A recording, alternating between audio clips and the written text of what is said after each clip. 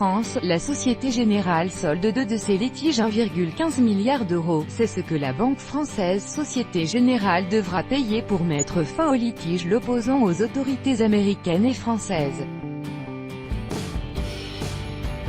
Reuters 1,15 milliard d'euros, c'est ce que la banque française Société Générale devra payer pour mettre fin au litige l'opposant aux autorités américaines et françaises.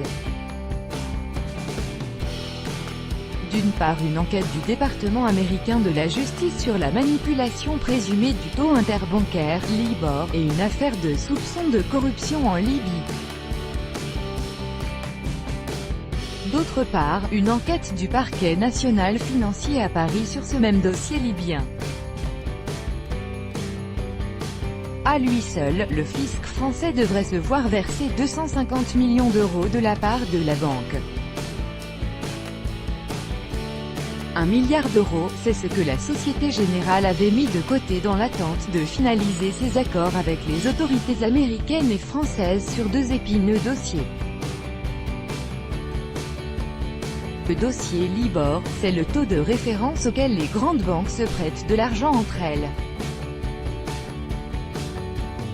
En 2011, la banque suisse UBS avoue aux autorités américaines qu'avec d'autres grandes banques, dont la Société Générale, elle a manipulé les cours pour bénéficier de meilleures conditions d'emprunt. Dans la foulée, de nombreuses grandes banques ont écopé de lourdes amendes. La Société Générale devrait donc verser 235 millions d'euros d'amende à la partie américaine. Mais il y a aussi l'affaire libyenne. La Société Générale serait impliquée dans un schéma de corruption d'agents publics à l'époque de Kadhafi. La banque doit plaider coupable lors d'une audience à New York ce mardi. À l'issue de cette procédure, elle versera environ 250 millions d'euros au département de la justice. Quelques 250 millions d'euros seront également versés au fisc français, car l'affaire libyenne intéresse aussi le parquet national financier. Et selon la toute nouvelle convention judiciaire d'intérêt public, qui s'inspire de la méthode américaine, la banque française échappera à un procès.